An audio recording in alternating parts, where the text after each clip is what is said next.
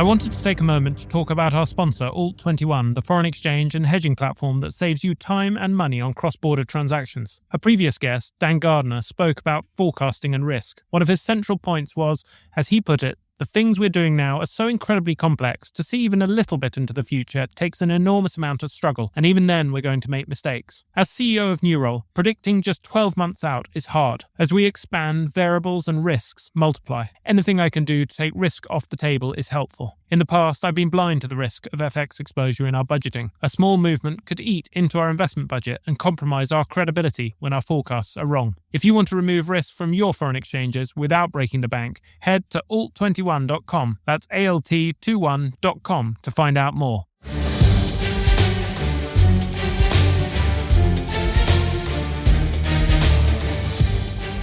Hello and welcome to Enter the Boardroom with Newroll. I'm your host, Oliver Cummings, CEO of Newroll, the board search specialist and market leader bringing science to the art of board hiring. Today's guest, Angela Seymour-Jackson, is Chair of Pikl Group, a non-executive director at Future plc and Janus Henderson Group plc.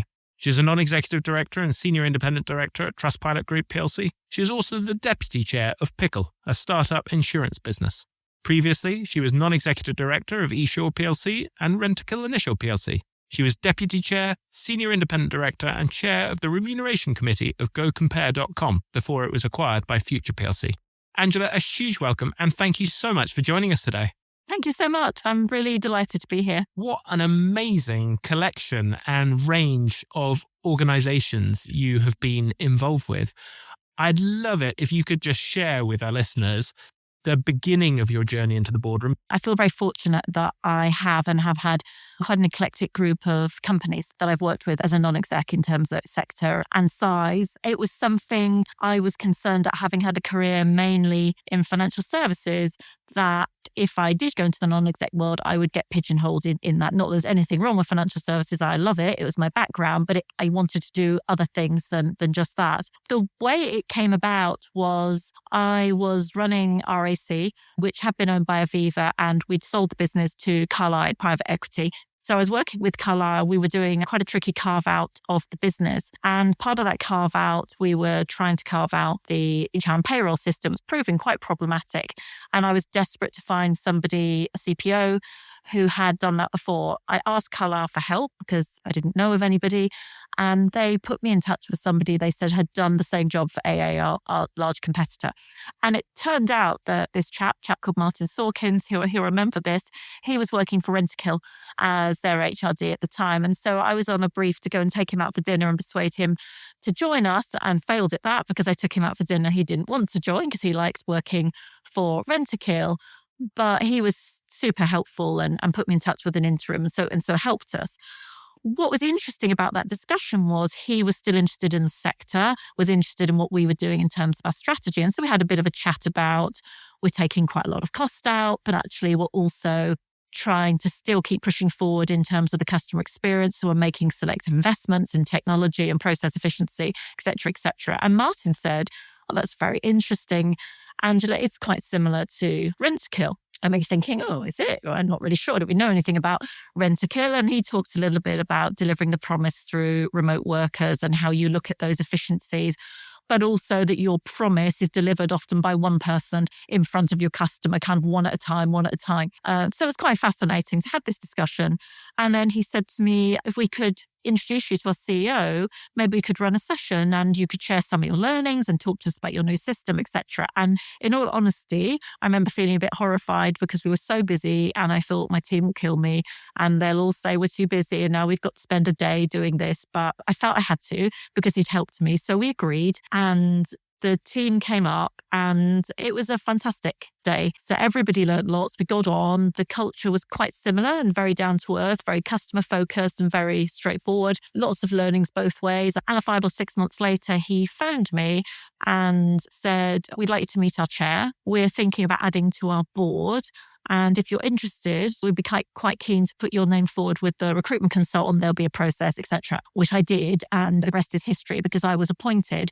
But I tell that story because not only was I not looking for an NED role at the time, I don't think I would have been on many headhunters' lists back then. I also think that had anyone phoned me and said, Rentokil are looking for a non-exec, would you like to be put forward or considered? I would have ruled myself out and said, I don't know anything about pest control. I know quite a lot now, actually. I feel quite proud of that, having done 9 years on the board. But I would have ruled myself out. And so my reflection on that was I thought about everything vertically. I thought about it by sector. And so I know this sector. And therefore, I think I could probably step sideways into an adjacent sector and get my head around that, or step that way and get my head around that. But I didn't think horizontally enough. Whereas actually, there were lots of things that I did know a lot about and were applicable to Rentokil. So that was an eye-opener for me in terms of how to think about a career as a non-exec. It's quite different. Now, that was back in 2012 and things are different and perhaps more fluid anyway, but I still think you'd see a lot of these sector by sector. And yet, as a chair, you're looking to fill a number of different places around a board. So of course you want some subject matter experts, but there are places for other people. The other lesson I learned from that was be generous with your time where you can. It's amazing how often you learn really interesting things when you meet people. And sometimes it opens doors to things that you weren't expecting, maybe you weren't looking for. And that's sometimes how your career progresses. And you find yourself doing things that are perhaps more interesting than you would have expected. So that's how it all began. What a fantastic story. And it echoes one of the points Professor Isabel Fernandez-Mateo made in episode 87, where she talked about the power of your weak network versus your immediate strong network. Most people think the opportunities will come from those people they know really well, whereas the research suggests actually most of the opportunities come from maximizing that luck surface area, which is what effectively you were doing by saying yes. And I hear that pattern so many times from people who've gone on to be successful at building their portfolio careers, that they have given their time freely to help someone else, but by being so valuable with the way that they have helped, it resulted in that party pulling them in more. So I think those are a wonderful illustration of those two themes. You talked there about the different archetypes of roles or values that people can bring, which sounds like you've thought about, and I imagine a lot as a chair, the different archetypes you want around your board. I often think about different archetypes. Like one for me that's always really important is what I call the CEO whisperer, someone who has been a CEO, because there's something that if you haven't been in that role, it's really hard to relate to the CEO. You don't need everyone to be a CEO whisperer, but at least one person who has been. I think that's a really important archetype. I think often it's very valuable to have someone who's got that industry expert. That's another archetype. And I've probably got 8 or 9 other archetypes that I tend to look for. I'm really curious to hear you think about that as a chair. Are there archetypes that you look for? I love that term, CEO whisperer. I've not heard that before, but I absolutely am in the same space in terms, preferably a CEO, but somebody who's very recent or current serving. Because as you say, there is something about somebody who's walked in your shoes or still is when you're dealing with some of those things. So for me, that's like definitely always want that. I think in terms of the deep subject matter expertise, like sometimes that's within your sector, or sometimes it may be more of a functional, cross-functional one. Obviously, it depends. And at the moment, a lot of boards are like, oh, well, it'd be great to have somebody who's deep tech or deep AI, and some of these things a little bit, well, everybody wants that, don't they? But sometimes those cross-functional pieces, I'll also try and think about that as well, depending. And I think things are always circumstantial. So depending on your company and where you are in your journey, I also really like a mix. You've talked about people who are step-up non-execs. I think it's really good to have somebody who's a new non-exec. I also want 1 or 2 really seasoned, again, a horrible word, but seasoned execs, because you suddenly hit something which is a bit tricky or a bit challenging. It's never great. You'd like to think that whatever you encounter, I always think somebody around this table has been there before, and it won't be the same. But it won't be a case of everybody saying, oh my goodness, I wonder what this is about. You'll get the things. You get a pandemic and it's never quite the same. But largely, you're going to do an acquisition, or you get an activist take a stake, or you have an issue with your policy and you get some shareholder revolt, whatever it is. Having some seasoned people that have seen the things before, I think also super important. And again, it depends on the company, but I think in a lot of companies, whatever it is, there's some kind of change or transformation agenda somewhere. And I think some people that have been through some of those things, and actually this may sound like a strange thing to say, people that have been through, I want some people that have been through some failures, not just some successes. Some people think, oh, well, they're amazing. And they are amazing, but guess what? Nothing's ever gone wrong, which maybe that's just they're brilliant, or maybe they've been lucky, or probably both. Yeah, you don't want too many of those people, because when something does go wrong, which inevitably, if you're there long enough, it will. Again, I want somebody that has hopefully dug themselves and the company out of something and come back from it. Not just because they know there's a way out, because they know how to manage through crisis is perhaps too strong a word, but through a challenging time, rather than, my goodness, this is alarming. Everything used to go brilliantly when I was a CEO. So I always look for a bit of that as well. But it's always the blend. It's always the collective. Yeah, it reminds me actually of my time as an investor, where on investment committees, it always amused me when you'd get investment bankers coming into an investment role for the first time and they'd never seen a deal go wrong. And so they would always be incredibly bullish on the deal because they were used to doing the transaction and then moving on. Whereas those who'd been in the investment world for a long time had a totally different mindset. And actually, I remember one of our community meetups where there was a sort of parallel with cybersecurity. There was a cybersecurity expert there who said board members who've experienced a cyber attack always have a different attitude and level of engagement with cybersecurity than those who haven't, who are engaging with it from a theoretical perspective, which is, it's that availability bias, I suspect. Do you know that is so true, isn't it? I think for all of us, you go through something and you always learn something from it. And sometimes they're like big insights, and sometimes I always think they're really practical things. And so exactly to your point, I went through at a company I was on the board, I was a non-exec, a ransomware attack, actually not on us, but on a supplier, but important suppliers that had an impact on us. And a few months later, we were talking about cyber at a different board and about business continuity and disaster recovery.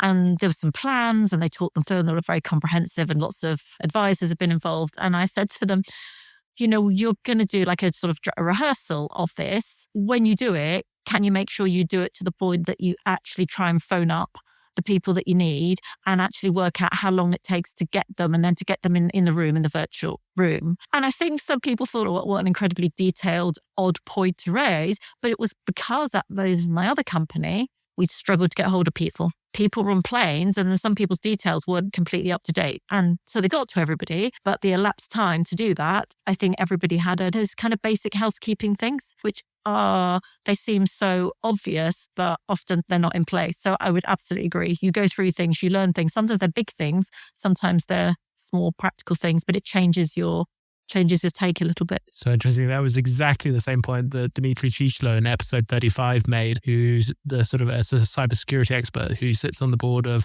the third largest bank in Ukraine at the time when Russia invaded. And he was talking about those little details are the things that always trip people up. Yeah. Can we zoom out a second to your broader portfolio? And I'm always really curious to hear how experienced board members like yourself think about the organizations that they're board members on. In episode 76, Paul Pester did an amazing job of sharing the heuristics he uses as a non-executive to distill the complexity of a bank into a few core drivers. I'd love to hear how you get a handle on the range of different businesses you're involved with. I listened to that episode. That was really impressive. He's absolutely at that end of the complexity in a bank. So I thought that was fascinating.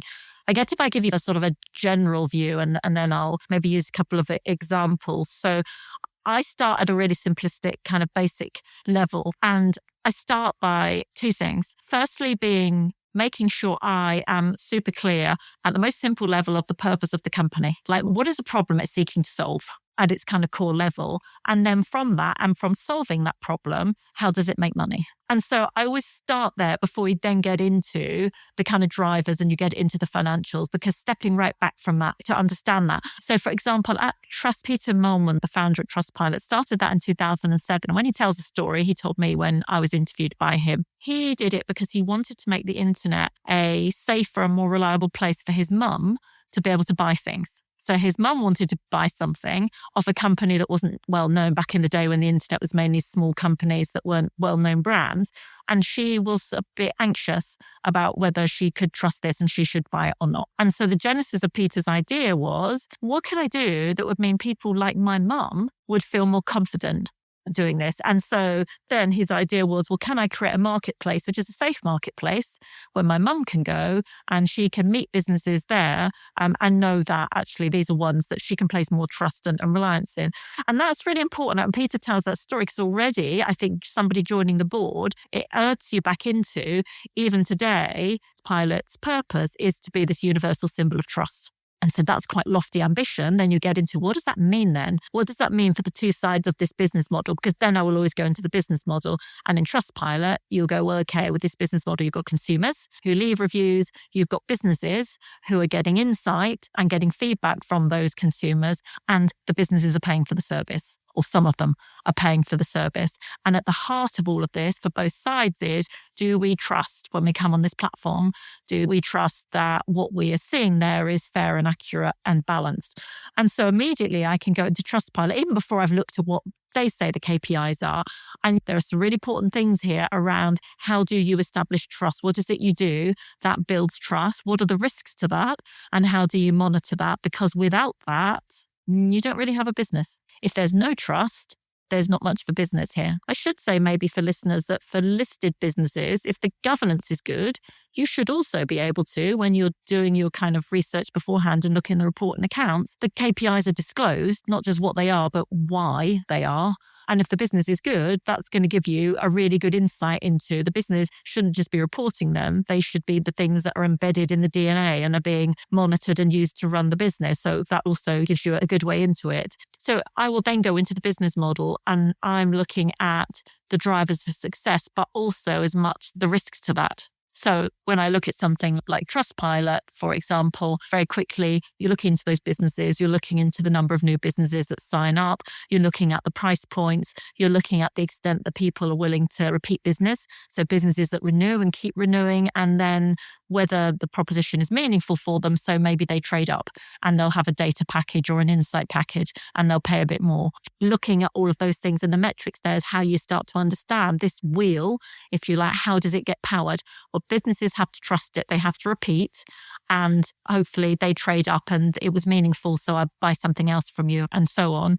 And on the consumer side, there's numbers of consumers leaving reviews that are coming back to leave reviews, which then will often drive businesses who will notice that lots of consumers are leaving them reviews, maybe even when I didn't invite them to, but they chose to come here. So actually, I really need to engage with them because they're my customers and they're telling me something about myself. So I start at that level. I think also, and I find this difficult, have to be really intentional about it, but I think you're trying to stand back and then you're trying to dive in. And then you need to get back out again because you're going to have to dive in somewhere else. And so I think when you're going through your induction, I'm always trying to make sure that, okay, I'm diving in and now I need to step back out and try and join that dot to that one before I dive back in again, which otherwise can be, you're not the exec. So how deep do you go and how long do you stay there is always a tricky thing. That was a really powerful example. I found myself standing up wanting to go, yes, come on, let's go to TrustPilot. Is it easier to do that with some of your portfolio companies than others? Because I find myself, when I look at other companies' annual reports, I find there's a distinction where some of them, I get that feeling that you've just given me with TrustPilot. And actually, it was a common thread across a lot of the ones that I read for yours. I think you've got a really clear sense of purpose in those organizations. Others suffer the Terry Smith Hellman's mayonnaise problem, where they backwards engineered a purpose because everyone's told them they needed a purpose. Yeah, some are definitely easier than others. TrustPilot is really easy like that. Page is really easy like that. It certainly was when I was at Rentokil. I think sometimes financial services companies struggle with it more, maybe because there is more complexity and it's more kind of technical. So there's a real danger in your communications, whether it's in your annual report and accounts, whatever, you get stuck into that. And so being able to take that step back. So if I think at Janus Henderson, the company has worked really hard and is still working really hard to do that, because if somebody asked me about that company, and asset management is simpler as a sector than some other financial sectors, to be fair. But you can look at things and say, well, what's the purpose? We're trying to help clients, who in turn will help customers, because this is largely an intermediated business, achieve superior financial returns. To which you're going to go, okay, like, why, for what end? And then you dig into that and go, and we talk about this a lot around the company. And it's, because it's not just about we'd all like to make superior financial returns, wouldn't we? Like, why wouldn't you? But actually there's a reason why you do, because you want to retire and with dignity, like, and be able to live a decent life, or you want to be able to send your kids to college or whatever it is. There's always a human purpose behind all of this. And so I think being able to try and link it back to what is it you are actually doing for the end customer really helps people in those businesses understand things, especially when the business is a bit more complicated or technical, is almost what is this product actually doing and for who? The other area that struck me as being common to a lot of the organizations you're involved with is technology. And I was very struck in episode 102 when Doug Gurr talked about technology as a new lever that boards now really have to think about. In the past, it was people and capital were the two sort of levers they could pull. And now there's this third lever of technology. I had a question in the New Role Plus Ask the Community forum recently where a non-executive was struggling with how to embed, they were wrestling specifically with AI, but I think it applies across technology more generally into an organization. I'm really interested to hear how you as a board member have approached that and what have been your lessons. Every board that I sit on is having discussions about AI, without doubt, is having speakers and experts come in and speak to the board as well as the exec team about AI. So there's no shortage of discussion and profile from it. And off the back of that, there's a huge amount of discussion about, do we need a certain type of tech expertise around the board table or AI expertise around the board table? And I think those discussions are probably balanced equally between the opportunities it might bring and the risks that it might bring. I think in terms of the resistance, I have to say, I haven't seen that personally in terms of that resistance to the technology. I think where I've seen the debate is the kind of tension between let's embrace things and invest more in now versus, we need to be careful. There's risks here and we need to go slower. It's more about how much you spend and how fast you go. Different views on that, which is valid, rather than I don't think we should be doing this. The only advice I would give is, I think on a lot of these things, you can start with a kind of controlled pilot approach. So I think as a board member, it's not for the board member to mandate what the organization does wholesale, but there is something in some of these areas to expect to see some kind of test and learn and controls around it, or ask for, where does the business see opportunities and risks? And therefore, as a result of that, where might you start to selectively start to test things and to see what you can gain from it? It's interesting because even in businesses, recruitment business, I have probably been surprised at just how much we've been able to leverage technology in a business, which is a people business, as you would know. So when you talk about what assets you talk about in your business, you look in a recruitment business, you go, well, the assets are the people, the fee earners. And in some respects, that's not changed. That aspect has been the case 30 years ago and is still the case today. But what has changed is where those people spend their time and the way in which you can now start to harness technology and data in order to make those people more effective, more productive. And so people get quite excited around that. And actually, how can we do more of that? So I don't see the resistance, but I do see well, how much do you invest and spend and how quickly do you go versus those risks? In some ways, that's no different to so many other things that the boards do, isn't it? In terms of, well, how much investment do you want to put here and how do you balance that against the risks of it? I suppose what strikes me as slightly different about AI potentially, it'd be interesting to hear your thoughts on this, is what I see a lot of organizations are getting very excited with this shiny new toy called AI, which actually Doug boiled it back down to it's basically just applied statistics is a less exciting way to think about it. But so they've got this exciting new toy and they're trying to apply it everywhere. Whereas my sort of approach has always been to go back to what are the problems we have? And then what are the potential solutions? And is this one of the solutions? What feels slightly different about AI is it's so transformative and we have such a early understanding of its potential. Does it require something slightly different from that normal approach because it requires a step change in an organization's thinking? So that to me is a really interesting question for board members to be wrestling with executive teams. I think that's very fair because I think you can certainly talk about it on the practical, tactical level and lots of things happening and that's great. But then there is this bigger, more of the kind of existential question and that's the harder one. And for me, I think as boards do wrestle with it, it's in your strategy sessions where most boards will have one main strategy session a year, maybe some kind of catch-ups, but that's more catch-up on the execution of it. But I think in those sessions, for me, that's where you're like, okay, now we do the step back. So for me, there's a kind of stuff that is just going to improve, as you say, the problems we're trying to solve. Maybe it can solve them more quickly or free people up, great. That's the kind of day-to-day. And generally, management teams are embracing that and trying to do that. More of the existentially, is this going to completely transform the sector we're in and suddenly we find we're not relevant or half the business is gone? Those things, I think for me, are the strategy day when you get that opportunity, and also the opportunity to bring other voices into the room as well, externally, to start to explore some of that. Certainly on all of my boards, that's in different ways what we will be doing. Can you bring that to life with me, maybe with some examples? Like, are you having dedicated sessions on AI in those offsites, or is it being woven in to other topics? If I think of a company like Future as a digital media company, in a way, we already, it's not even before you start talking about AI, we're talking about some of these big existential threats where you could say, well, if Future's strategy is we attract valuable audiences to our digital content.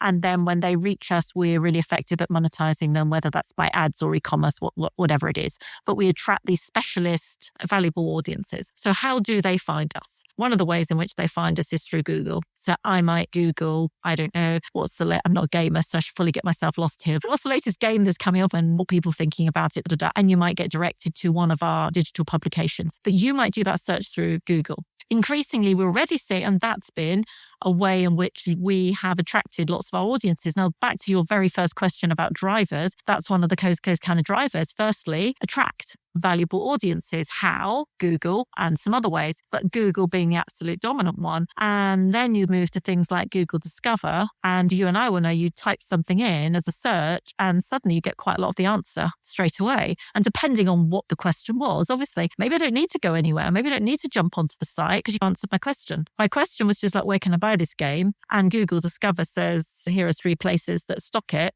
Maybe that's enough. If it's more expert, then yes, absolutely, I'm still going to jump. Well, you could extrapolate that and say, where's Google going with that? Google's trying to own those people and stop them from needing to go anywhere else. That is a huge threat to our business model. And then you might go, well, what does AI do to that? Maybe AI scours around and picks up all that content, ours and other people's, and goes, I can answer your question. You don't need to go anywhere. You don't need to go to any specialist sites. You can just ask me. ChatGPT will give you the answer to all of that. So I think at those kind of levels, it is this like overarching piece, but it is also absolutely front and center in terms of your business model, because it's going to inform your strategy, which might be, let's not have so much reliance on Google. Let's work really hard, because it's not the only way people find us. So let's work really hard to invest more in those other ways and start to reduce reliance on Google. Why? Well, you probably don't want lots of reliance anyway, but actually because there's a threat there and that threat looks like it's increasing. So those discussions feel sometimes like things on AI, it can feel like, oh my goodness, it's really interesting, but it's like, how do I then bring that back to my business and a decision I might make today because of that, which is more than just let's keep exploring AI because it's really interesting. It's about actually we have a strategy and here's something which should absolutely knock it off course in the next 2 years, 3 years. So it might change investment choices.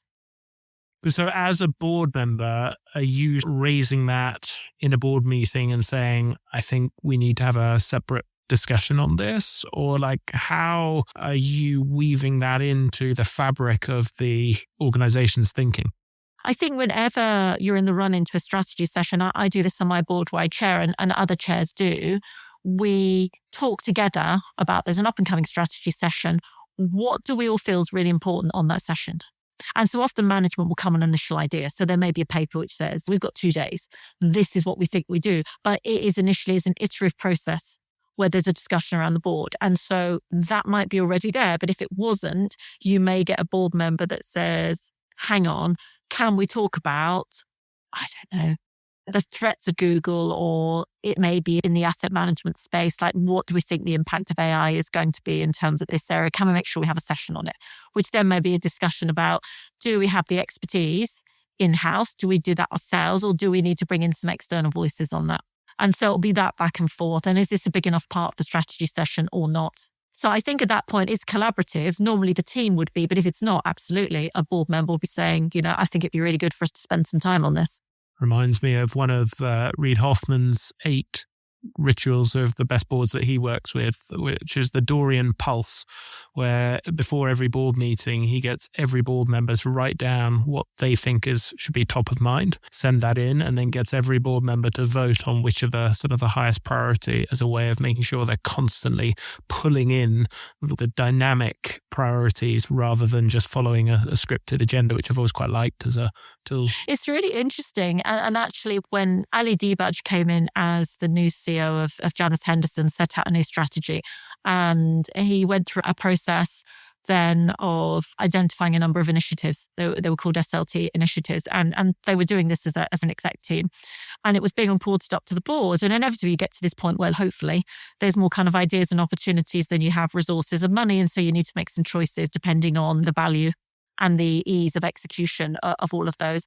And so they were running poker chip exercises, which I always love, because it's quite easy as a board member to go, well, why didn't you think about this? And what did you think about that one? And why didn't you prioritize this one? And so he said, well, we want the board to do it. We want you to do the poker chip exercise. So you've got your chips and we've given you a brief about these things, and you haven't got perfect information, but you know a bit about what it's going to cost and what the size of the prize is. And do we have a right to win? And what are the barriers? So bit, you got enough.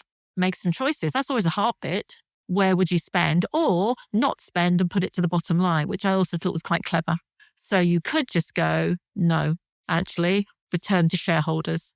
That's one of your options. And then what was interesting from that is the ExCo had done this exercise. The SLT, which is ExCo and some of the sort of ExCo -1 people, a broader group and the board. And then you lay up those answers all together. And it's more about the why, actually, rather than I put this one first and you put it second. It's more about the why, what's underneath that. And I think that also helps dig out what board members are thinking. Why? Why are you so concerned about that? And especially if you see somebody might go, do you know what? I'd put all my money on that and nothing on anything else. That's how strongly I feel. Really? Like, why? Why would you actually do that? And so it's as much the debate. So there's not some kind of clever then algorithm which says that you weight them all up and come up with some answer. But it's more, I think, the discussion. You have a really meaningful, a much more meaningful discussion than if you just go, here's 9 initiatives and we're going to prioritize 5 and this is how we've done it. Have you got any challenges? Yes. Suddenly, I think you feel like you're active in it. I love that. So Reid Hoffman, another of his 8 rituals is exactly that. The $100 prioritization is how he calls it. So that is so lovely to hear, and a board actually doing that in practice, which I've not come across before. You mentioned Ali Dibaj, who was appointed in 2022. You also talked earlier about Nicholas Kirk, who's appointed as CEO of Pikl Group in 2023. You've been through multiple CEO succession processes. Now, this came up recently as a topic in the New Role Plus Us community forum, where someone was asking whether psychometrics work, which triggered some interesting responses. Really curious to hear how you think about CEO succession as a board member, because the more I've thought about it, the more I think this is probably the most important thing as a board member you have to get right, getting that CEO hire right. Yeah, firstly, I completely agree with that. I said to my colleagues at the Page board, and it's not meant to be a supercilious statement, but I said, as a non-exec, you don't actually do that much. You like to think you do, but you don't until you do. And then when you do, it's almost like you didn't have much to do, but make sure you do this bit really well, because this is your bit. It's like stepping on stage and it's now your line, so don't mess it up. And the CEO succession, it's probably the single most important thing any of us do as a non-exec. So I think we all feel that weight of accountability, quite rightly, to get it right. And yeah, I was looking, because somebody asked me about this, and I think so from Ali to Nick, also Adrian at TrustPilot, and then John Steinberg at Future, and we're actually recruiting currently for John's replacement at Future, that every board that I'm on now, we've done a CEO succession in the past couple of years. And the fact that I'm a common link in that is not a causal fact. I'd just like to say that's just how things are. You're not the replacement. I think it was Sir Nigel Rudd, who's a past guest, who was known, I think, as the CEO killer. People knew once he came into the board that there was going to be a change. I'm definitely not that. No, definitely not that. But it does feel like I've been on a bit of a CEO succession boot camp over the past few years. So what have I learned from it? And some of these things are obvious, and I'll try and answer the psychometric psychometrics, which I struggle with a bit. I have mixed feelings, but I think there's some things going into it. One of them being the spec, and this feels incredibly obvious, but the time that is taken to really hone that spec, not just the what, but the why, is so important, because you so often see CEO specs and they all look quite similar because everyone just wants an amazing CEO. And I think the difficult bit comes in as you really start to, and a good headhunter, recruitment consultant helps you with this, but really starts to force you into, there are priorities, and it's not as simple as the must-haves and the nice-to-haves. It's if you had to force rank. And as much of that, again, I think it's not actually about what's 1, 2, and 3. It's about the discussion that triggers around your board table. If you all force rank and I've put something 1 and you've put it 3, it's almost why was that 1 for you but not 1 for me, in terms of what really matters to the board members. And I think giving yourself time to really hone where you would. It'd be great if you didn't have to make any trade-offs. Obviously, that would be wonderful. But if you did have to make trade-offs, where and why you would make them, I think is really important. I think the other thing I have learned, and interestingly, just looking at this as I'd written it down, in each case, those CEOs at each of my companies, for each of them, they are first-time listed CEOs, which is interesting. I think there is something about a CEO, a person's ability to transfer skills and learning, their ability to, it's agility, their ability to keep learning and adapting, because things can change incredibly quickly within businesses. And especially with external appointments, you may think you've just recruited the perfect person to come in for the point that you're at. And then suddenly something happens and it's, oh, we look like we're heading in this direction. And now that's become very unclear. And so that ability, I think, is incredibly important. You asked me the question about the psychometrics. I think in terms of the process with all of them, obviously the honing the spec, really taking time and choosing the recruiting team that you want to work with externally. And it's not just about who's the best, it's who's the best for this job at this time. With all of the CEO ones we've always done, as well as a series of interviews, I think what's really important and becomes more meaningful is almost the kind of case study or exam question, if you like, and asking them to do that bit of work and come back. I think there's something there. It's not just about how good have they been at getting underneath whatever the question is. It's then you have an engagement with the board, which is a real engagement and discussion, as opposed to let's talk about your experiences at this company. It just adds a slightly different dynamic. So definitely the kind of case study presentation, I think, is really helpful. And then to try to answer your question, psychometrics, oh my goodness. I would say personal characteristics, the kind of EQ side of this recruitment, is as important as the other side, the IQ side, without a doubt. You get that wrong and it doesn't work. To what extent does psychometrics give you an insight into it? I've become a bit skeptical. I'm very clear I'm not saying I'm right at all, because I struggle with it. It always felt, because I believe so strongly in how important the character side is, I was immediately a convert to why wouldn't you do that? If you believe it, if you don't, that's different, but I do. I believe it's so important. So surely the psychometrics in all their form, they just help that. My experience has been, I'm not sure they do. I don't know why. I've also seen them sometimes not pick up some things that you think, well, I would hope they would have done. And so I'm not saying I wouldn't use them. I don't have such strong a view that if the rest of the board wanted to, I wouldn't be in the no, absolutely not. But I'm a skeptic. And I think I'm careful about the reliance that I would put on it. Of course, it's a piece of information in a jigsaw of lots of information and should always be. But I guess having seen that happen and then seen a few people in action, there are a few things that I think, it's not quite right, is it? That's actually not what it's like. And I don't know why that is. I don't know if that's because obviously we all see ourselves slightly different. Perhaps we describe ourselves slightly differently as to how we actually behave. But clearly even smart psychologists, when they do their kind of 5-hour interrogations with all the data they've already got, still don't get to some of that.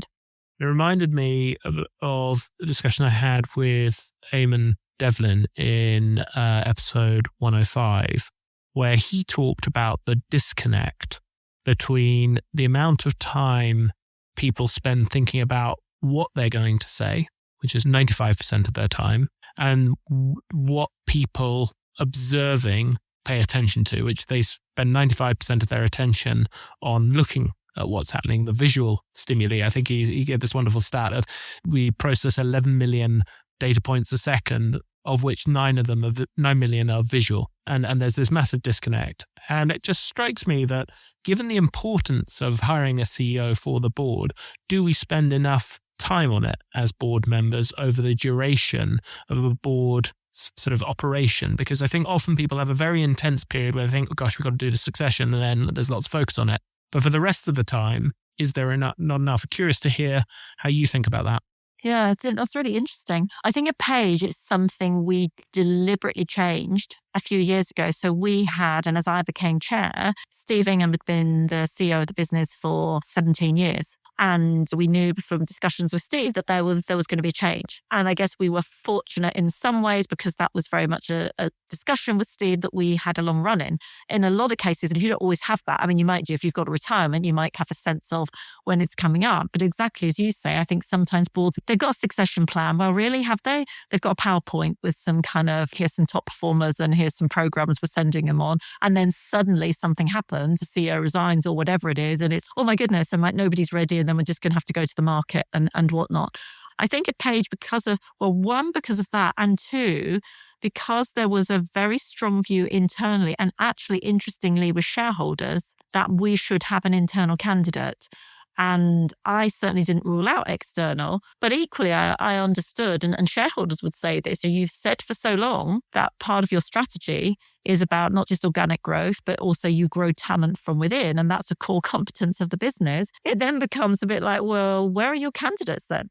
And I think at a point, if we roll back a few years, we looked at each other and said, we've maybe not done enough around this. And we made some significant investments with some outside support across the piece, not just about succession, to be fair, but a genuine about talent development for C-suite across a whole range of people. And from that, start to look at who do we have as CEO candidates. And we ended up ultimately with our cohort of people who were going through some quite intensive development over, I'm talking a 2-year period, and 3 that we saw as having potential to be a CEO replacement, and 3 who actually went through that formal CEO replacement. I think they would say, and this is where it's quite tricky, I look at that and go, that felt really comprehensive from the board's perspective because we had about 2 years to get to know those candidates. They attended the board at different times on a rotational basis. They attended dinners with the board. And then there was part of a formal process in the latter stages when we were actually assessing for the CEO role.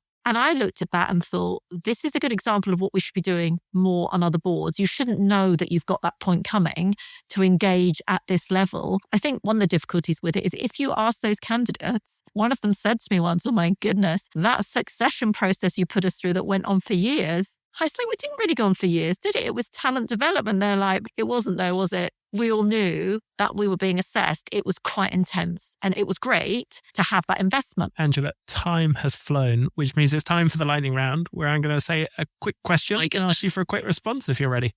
Yeah, I'll try. Best book every board member should read and why? Supremacy by Palmy Olson. So we talked about AI, and I think that's something to this thing of you're always learning. You know, it's just fascinating in terms of starting to open eyes to what is this race? Is this a race for some kind of domination? Who's going to win it? What will it all mean? I just think fascinating. Boardroom behavior that irritates you most? I'm listening, but because I'm waiting to make my point rather than I'm listening because I'm really actually interested in what you're saying and thinking and reflecting on it. And sometimes you can always tell. Most valuable board ritual? I don't think there's really a ritual. I talked about those informal dinners that we do. The informal dinners where there's a loose agenda and an opportunity to share stuff that you don't get to around the board. Favourite quote? I think it's Einstein. You never fail until you stop trying. Most significant professional insight?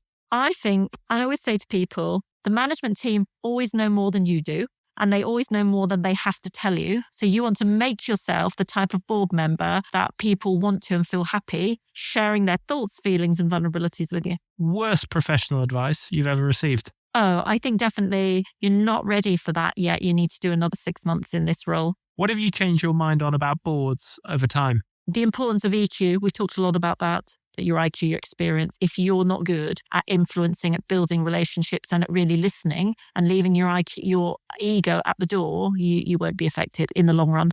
When was the last time you got a significant judgment call wrong in the boardroom, and what did you learn? I've been involved in a couple of chair successions at boards. We got down to 2 candidates, and I had a preference for one candidate. The board was all very hard driving, very alpha behaviours. And I thought we really needed somebody who was going to be so high on the IQ and expertise, especially sector expertise, and basically a big character with a big alpha character to be effective. And a lot of my colleagues preferred the other candidate, including the CEO, who actually knew them a little bit, who said, honestly, this person worked with them before, they're going to be really effective. So I went with, I trust my colleagues, and I was not the majority view. This person has been amazing. And I've often reflected on the fact that if the decision had just been mine, I wouldn't have made that decision and it would have been the wrong one. And so my learning is sometimes about those dynamics in the boardroom. Sometimes actually to get the board effective, you don't keep dialing up on one sort of behavior. You actually bring something completely different, and it just settles everybody down into a different kind of rhythm. It diffuses some of those things. I think actually what I would have done would have probably built on it and just intensified it all. It would have all become a little bit of a boiling pot, I think. So that's made me quite thoughtful about, it's not just about the person, it's about the circumstance and everything else around the table and how the thing is going to come together as a whole. How are you better today as a board member than when you started? I think to be a better board member, you have to go through stuff. And I've been through a lot of stuff, some good, some bad. And I think on all of that, you keep learning. So you've got to see this as your career. And the same way as an exec, you never think you're done. You must never think you're done as a non-exec. It's a career and you need to keep growing. And finally, 3 things our listeners should take away from this podcast if they take nothing else. Oh my goodness. 3 things. So I would say your EQ is as important as your IQ, if not more so. So really work on that. I would say ask for help when you want it. If you want something, go and ask for it. People are there and they're more helpful than you perhaps give them credit for. And then thirdly, when you think about your portfolio and what you do, start thinking much more about the horizontals and not just the verticals and the sectors you've worked in. Angela, that has been a real treat. Thank you so much for taking the time to share your wisdom and experience. I've enjoyed it. Thank you so much.